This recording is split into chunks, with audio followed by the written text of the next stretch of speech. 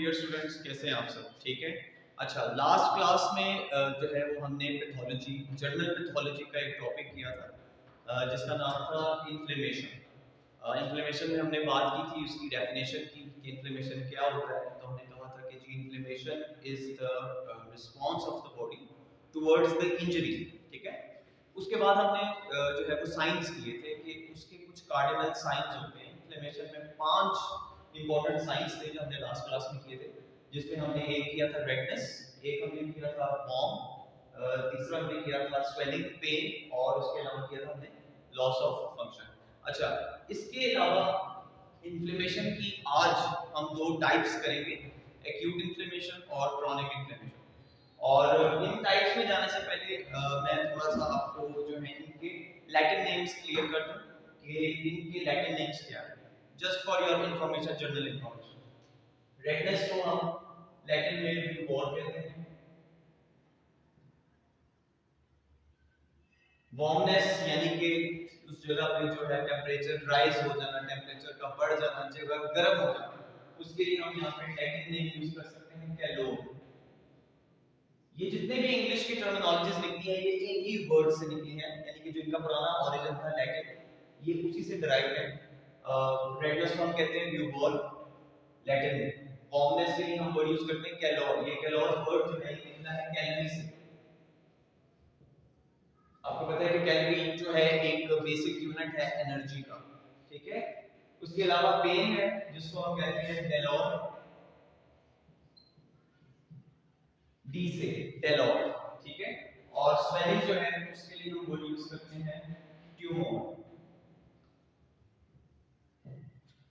ठीक है। तो ये जो 4 साइंस है आपको मैंने बताया था लास्ट क्लास में भी कि हिस्टोरिकल पॉइंट ऑफ व्यू से सबसे पहले यही 4 साइंस थे जो कि डिस्कवर किए गए थे, और उसके बाद जो है 5वां जो है वो लेटर ऑन ऐड हुआ था, जिसके लिए हम वर्ड यूज करते हैं लॉस ऑफ फंक्शन। कि जिस जगह की इन्फ्लेमेशन हुई है उस जगह की जो है वो फंक्शन भी है जो वो कम हो गया। मैंने एक एग्जांपल दी थी, जनरली हम एक एग्जांपल दोबारा से डिस्कस कर लेते हैं। फॉर एग्जांपल हम कहते हैं कि भाई बी स्टिंग की एग्जांपल लें। बी स्टिंग यानी कि जंबूरी जो होती है, आपको पता होगा, काफी काफी कॉमन जगहों पे जो है, और बहुत सारे लोगों को बी ने काटा भी होगा, जिसको हम जंबूरी आम अल्फाज में कहते हैं, शहद की मक्खी भी कह सकते हैं। तो अगर आपको फॉर एग्जांपल ये शहद की मक्खी या जंबूरी जो है जो येलो कलर की होती है, ये अगर काट ले तो आपने उसके साइंस ऑब्जर्व करने हैं। अगर कभी किसी को काटे तो आप जो है उसको चेक कर सकते हैं, उसमें आपको ये साइंस जो है वो कॉमन मिलेंगे। सबसे पहले जो है वो जिस जगह पे काटेगी उस जगह पे आपको रेडनेस नजर आना शुरू हो जाएगी। ये रेडनेस क्यों होती है? क्योंकि यहाँ पे जो है ब्लड का फ्लो ज्यादा हो जाता है। क्यों हो जाता है, कैसे हो जाता है, ये हम आगे जो है वो स्टेप्स में इसकी एक्यूट इन्फ्लेमेशन की जब हम डिटेल पढ़ेंगे उसमें करेंगे। तो पहला साइन जो है वो रेडनेस आपको नजर आएगी। खून के फ्लो की ज्यादती की वजह से जो हमारे पास रेड कलर हो जाता है उस जगह का, उसको हम कहते हैं रेडनेस। और उसके अलावा जब खून की वहां पे सप्लाई ज्यादा हो जाती है, बढ़ जाती है, उसकी वजह से जो टेम्परेचर है उस जगह का वो भी बढ़ जाता है। अगर आप उसको उल्टे हाथ से ऐसे फील करेंगे, टच करेंगे, तो आपको फील होगा कि वो जो जगह है वो कंपैरेटिवली बाकी जगहों के ज्यादा गर्म हो चुकी है। इसके अलावा उस जगह पे पेन होगी।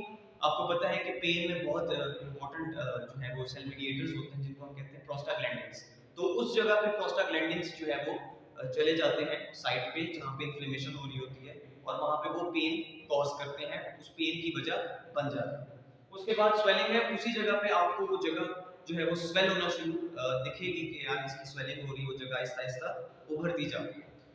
उसके अलावा loss of function, for example मैं कहता हूं कि मेरे हाथ पे जो है जंबूरी ने काटा है, तो मैं आपको पता है उस हाथ को ज्यादा मूव नहीं कर सकूंगा, ना नीचे रख सकूंगा, ना उस पे जोर डाल सकूंगा, ना उससे कोई चीज लिफ्ट कर सकूंगा, जिस वजह से हमने 5वां साइन ये कह दिया कि भाई इसका फंक्शन भी जो है वो कम हो जाता है उस जगह का। अगर हाथ पे इंजरी हुई है, हाथ पे इन्फ्लेमेशन शुरू हो गई है, तो उस हाथ को मैं प्रॉपर्ली नॉर्मल एक्टिविटीज के एतबार से इस्तेमाल नहीं कर सकता।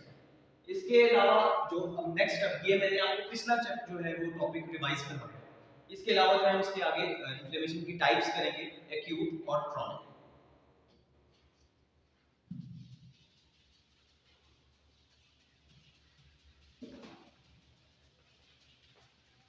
तो इसकी दो टाइप्स हैं, मेजर टाइप्स।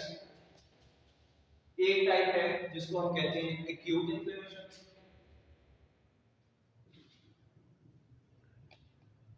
और जो दूसरी टाइप है उसको हम कहते हैं क्रॉनिक।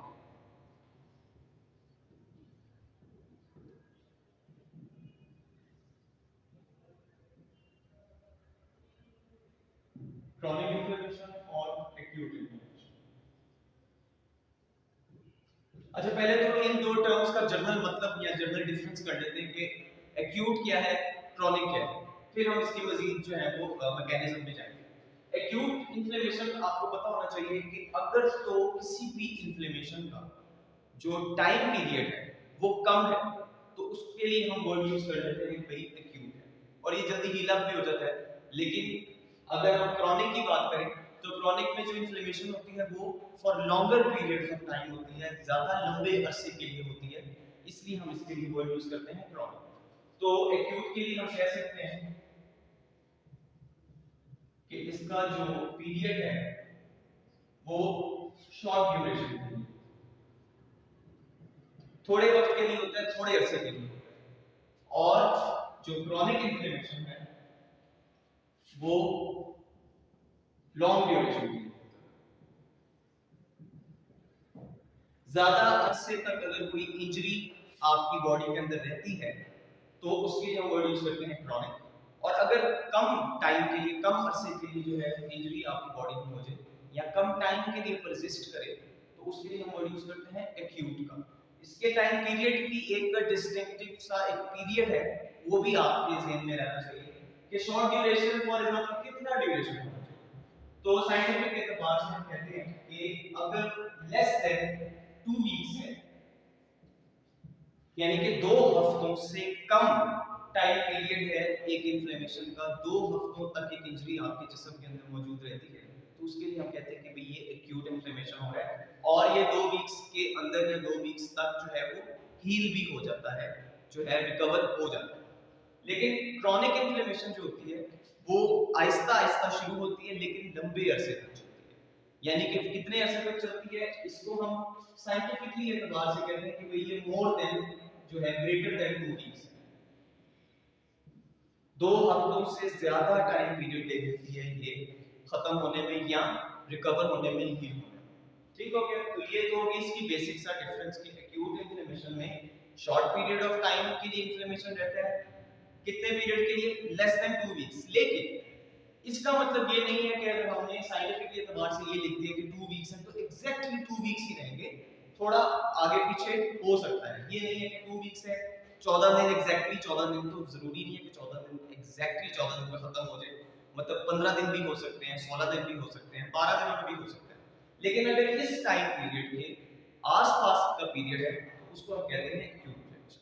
अगर हम क्रॉनिक इन्फ्लेमेशन की बात करते हैं तो इधर भी एग्जैक्टली 14 दिनों का तसव्वुर सिर्फ करते हैं, प्रैक्टिकली बेसिस पे सिर्फ 14 दिन पे ही खत्म नहीं हो जाएगी या 14 दिन से ज्यादा नहीं चली जाएगी। अगर 2 हफ्ते हैं, हम बात करें 2 हफ्ते से ऊपर की, तो 3 हफ्ते भी ले सकते हैं, महीना भी ले सकते हैं, 2 महीने भी लग सकते हैं, 6 महीने भी लग सकते हैं, साल भी इसमें आता है।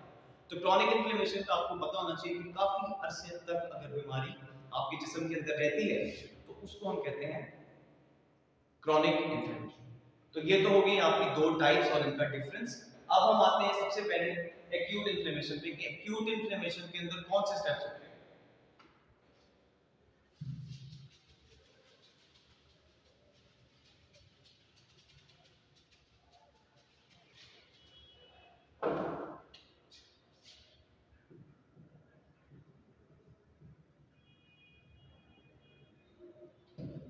एक्यूट इन्फ्लेमेशन में हम अगर इसके मैकेनिज्म को डिस्कस करें तो इसमें तकरीबन 5 ऐसे स्टेप्स हैं जो कि बहुत जरूरी है। एक्यूट में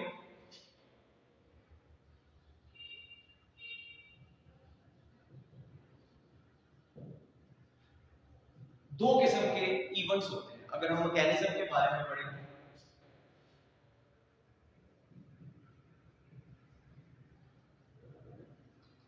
कि एक्यूट इन्फ्लेमेशन होती कैसे है और उसका मैकेनिज्म क्या है, तो उसके एतबार से हम इसको 2 इवेंट्स में डिवाइड कर सकते हैं। इवेंट्स मतलब होता है कि जो जो स्टेप्स, सीरीज ऑफ स्टेप्स जो हैं आपके जो है बारी बारी हो रहे हैं वो हम इसमें स्टडी करते हैं।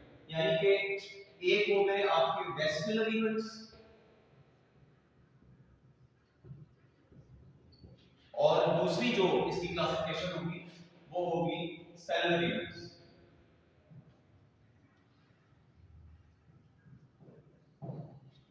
आज की जो क्लास है हमारी वो वेस्कुलर इवेंट्स से रिलेटेड होगी। वेस्कुलर इवेंट्स में और सेलुलर इवेंट्स में क्या फर्क है? अब एक्यूट इन्फ्लेमेशन के अंदर जो स्टेप्स आपके वेसल्स के अंदर हो रहे हैं, वेसल्स मानी जितने आपके वेस्कुलर सिस्टम की चीजें हैं, यानी कि स्पेसिफिकली आपकी आर्टरीज हो गई, वेन्स हो गई, जितने भी आपके वेसल्स हो गए उनको हम कहते हैं वेस्कुलर इवेंट्स। यानी कि जो भी चेंजेस आपके वेसल्स में आएंगे, वेसल से मुराद आर्टरी हो सकती है, वेन हो सकती है, वेन्यूल हो सकता है, आर्टरियोल हो सकता है। इन चीजों में अगर इवेंट्स हो रहे हैं, चेंजेस आ रहे हैं, तो उसको हम कहते हैं कि भाई ये इसके वेस्कुलर इवेंट्स। जो सेलुलर इवेंट्स हैं, नाम से जाहिर है कि जो इवेंट्स या जो स्टेप्स आपके सेल के अंदर हुए। ब्लड के अंदर डिफरेंट किस्म के सेल्स होते हैं, जैसे कि डब्ल्यूबीसी हैं, रेड ब्लड सेल्स हैं, प्लेटलेट्स हैं। तो अगर इन सेल्स के एतबार से चेंजेस आ रहे हैं तो इसको हम कहेंगे सेलुलर इवेंट्स। ये थी आज की क्लास। हम इसके जो नेक्स्ट स्टेप्स हैं, डिटेल्स हैं, यानी कि वेस्कुलर इवेंट्स में कितनी इवेंट्स होते हैं, कौन-कौन से होते हैं, हम सिर्फ इसके आज नाम कर लेंगे। जो नेक्स्ट डिटेल है वो हम नेक्स्ट क्लास में कर लेंगे। स्टेप्स आप सिर्फ फाइनली नोट कर लेंगे।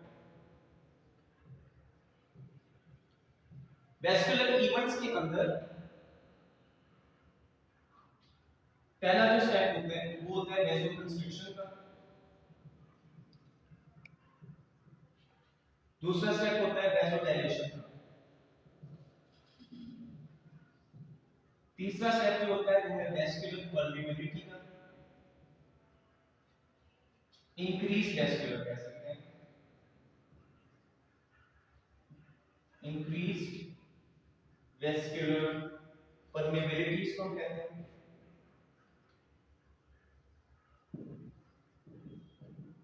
और चौथा जो स्टेप है